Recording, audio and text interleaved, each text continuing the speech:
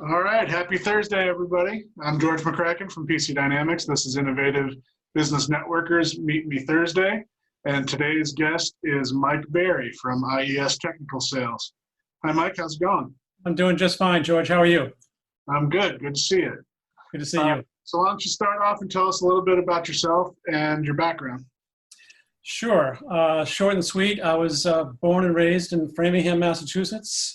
Spent my life there through college years. Went to University of Massachusetts at Amherst and got a degree in communications with a emphasis in advertising and marketing.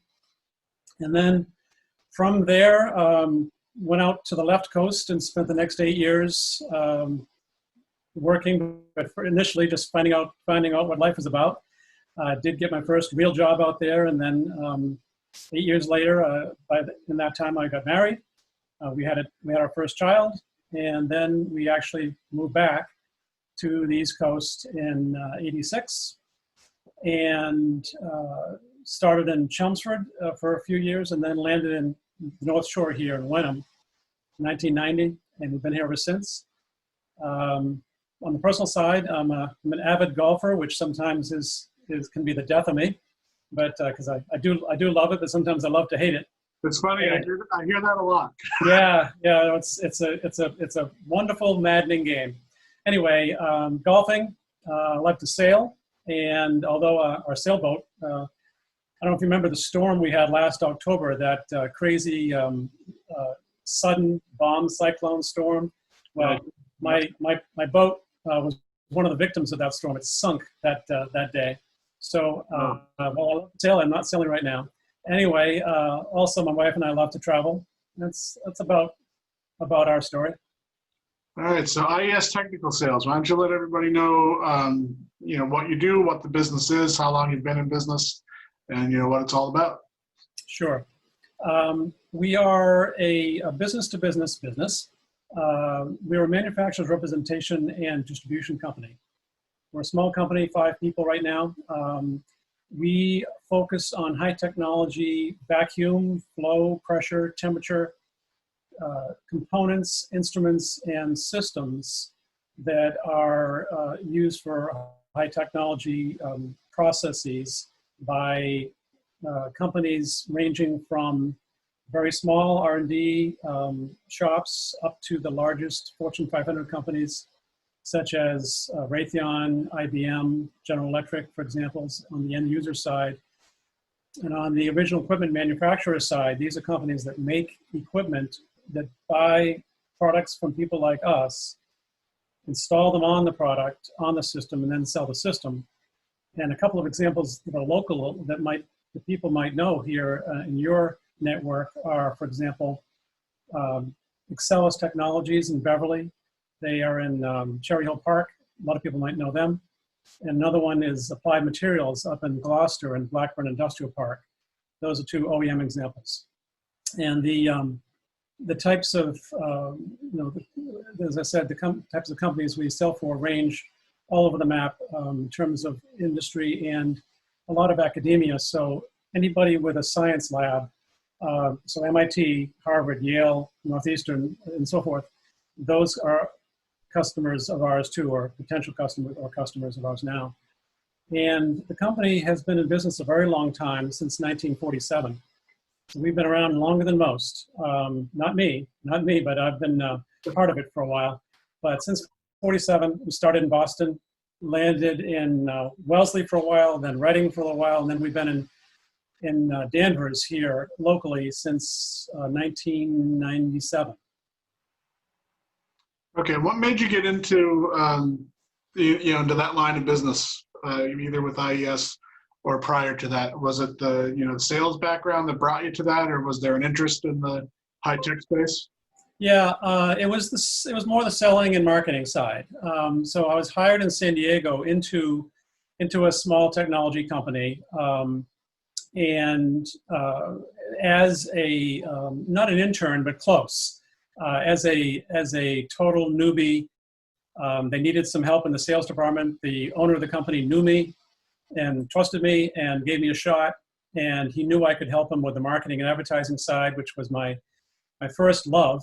But I got into the sales side, learned the technology, and never looked back. And the way that I got into IES was related to that, because that small company was actually represented by IES way back then. So IES was one of my reps. I eventually became the junior sales manager of that company in San Diego. And when I was out traveling one time with one of the guys from the company here at IES, who has since retired, he was telling me that they're looking for a new person. And for a variety of reasons, we had just had a child. I kind of needed to spread my wings on the work side of things. I needed to grow a little bit more, and I was a little bit hitting a ceiling at that other company. And so between the family and the new baby and wanting to have more relations near me and so forth, we accepted the job and we came back, and I think I said in '86. So it was sort of a happenstance thing, but it worked out really, really well. Great. What would you say makes IES IES? What makes what makes your clients want to buy from you as opposed to other vendors in your space?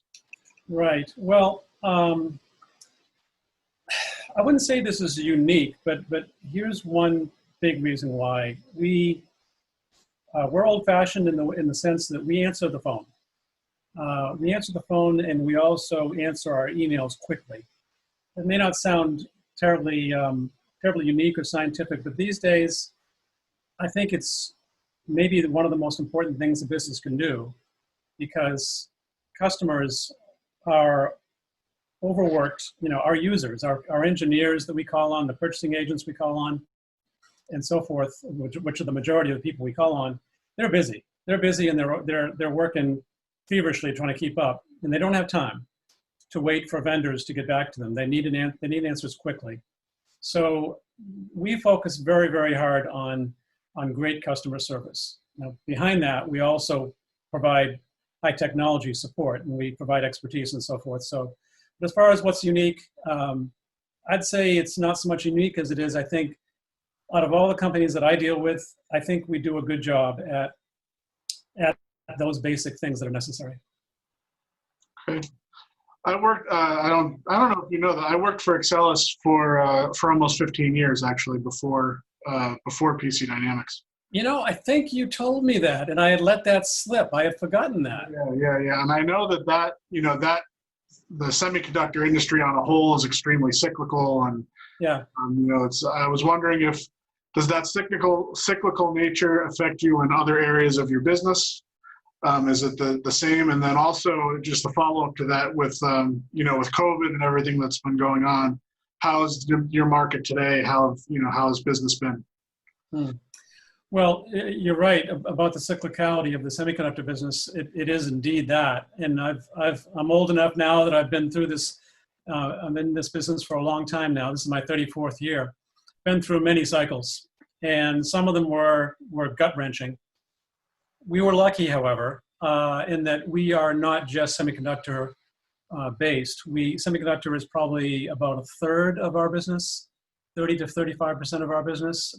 In some years, it was higher, because when the business was going strong in the right direction, it would become 50 or 60% of our business. But when it went the other way, we were not destitute, because we have a very broad base of customers all over New England and New York. I'm not sure if I mentioned that earlier, that we sell in New England and New York. That's our region, as outsourced salespeople. And so when the cycles went bad, we generally have been able to get by okay. We've never had a loss. We've never been in the red since as long as I've known about the company's performance, since well before my time. We've never been in the red. We've always been okay. And that's because of the wide base of customers that are doing industrial vacuum coatings. They're doing research. They're doing, it might be solar related. It might be space related. It might be coating tool parts. There's all sorts of applications for vacuum technology that most people living around here wouldn't know. Most people just wouldn't have thought about it, because why would they? But in our business, it's quite varied and quite diverse. So we've been lucky. As far as COVID is concerned, we've definitely been affected by it, no doubt. We've been lucky in that we have not shut down. We are considered an essential supplier to essential businesses. So what that means is that many of our customers, including Excelis and Applied Materials, like I mentioned, they are clearly essential or classified as essential. And therefore, as a logistical provider to those companies, we are too. We'll probably be down 20 to 25% this year, I'm guessing, based on what we see so far. But we'll be okay. We haven't had to have any layoffs or anything of that nature. We've been working through it from home. Typically one person in the office and the rest of us from home. And it's been, a slight struggle, but we're paddling on. And what are the things you're doing now to generate leads for the business and market the business? The best source of our new leads is, and always has been, existing customers, because most of our business comes from people who we know. We don't know every person, but we know almost every company or institution that we could sell to. Our database is full of, something like 14,000 contacts and a couple thousand companies. We don't know everybody there, but we know the companies, we know generally what they do. And our basic secret is in making sure we keep on asking people within those companies who we do know, who else we should be speaking to. Beyond that, our two main sources of leads are our website, our principal websites and our website. Our website tends to reflect theirs for the most part, and also LinkedIn. Great. So on the personal side, what would you say is the biggest attributor to your success? So in addition to the fast response I mentioned earlier, the biggest thing we bring to the table, I think, is our experience.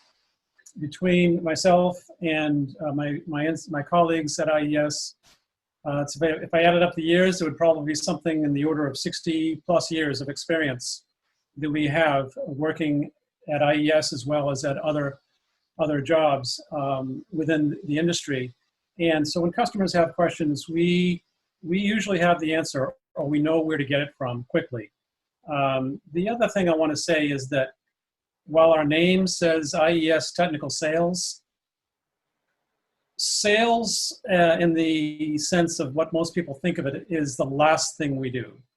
We don't try very hard to sell. We try hard to help customers solve their problems.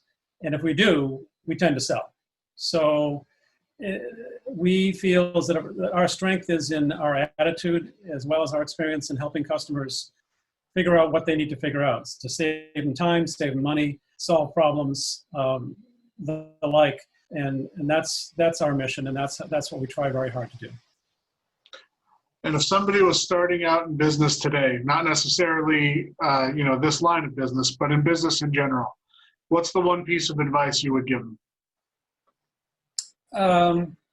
I can think of maybe two things, if I can say two.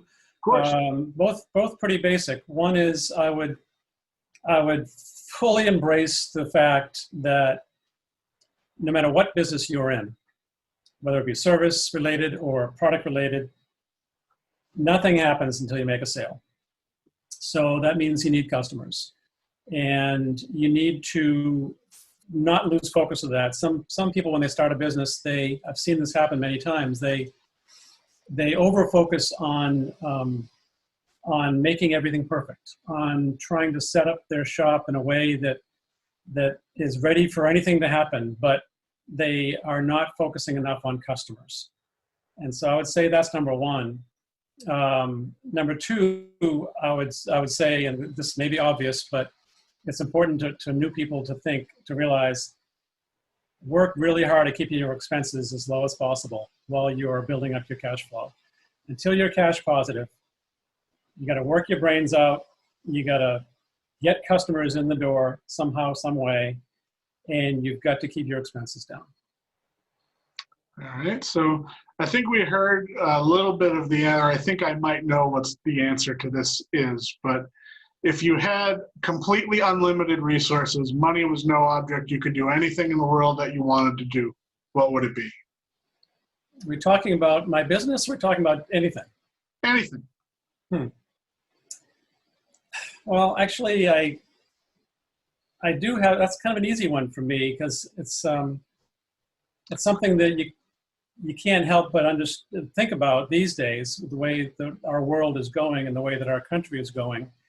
I'm not going to get political here, but I'll just say that if I had unlimited resources and I could afford to not work at making money, I would get highly politically involved to try to reverse the course that we're on, where we're so divided. Bill Gates's efforts come to mind as an example where he's got virtually unlimited money, and he's doing a lot of things along the line I'm thinking about. And if I had his kind of money, or Warren Buffett's money, or Jeff Bezos's money to beat them all, I would work really hard on that, because we need it. The country's heading in the wrong direction, and we need to reverse the course. That's great. It's ironic that you said that. I put a couple hours ago, I put a quote up from Bill Gates, who is one of the people that I admire most in life. So I think that's a great answer. Finally, I end every interview with this question. Mike, what is your superpower? My wife and kids would laugh at that one. I know that I have dreamed of having a superpower of flying on my whole life since I was about 5 years old, but that hasn't quite worked out yet. So maybe the closest I can get is that I am a 3rd-degree black belt in karate. How does that sound? Is that super enough? Yeah, sounds great. All right, Mike, why don't you just take a minute and let everybody know where they can find you online and how they can contact IES Tech Sales. So IES Tech Sales, IES Technical Sales is at www.iestechsales.com. That's IESTECHSALES.com. Clearly, I imagine that most people who might watch this aren't going to be customers of ours. A few might, but most. What I do want to get in is a quick comment that we are always looking for good people. If somebody who's listening to this is interested in discussing, whether it be actually discussing it with me or just talking about sales, technical sales in general, I'd be happy to be either potentially a person who might hire that person, or a person who would help that person. I enjoy doing that, so I'll just want to put in that one little comment. And I want to say thank you for your time.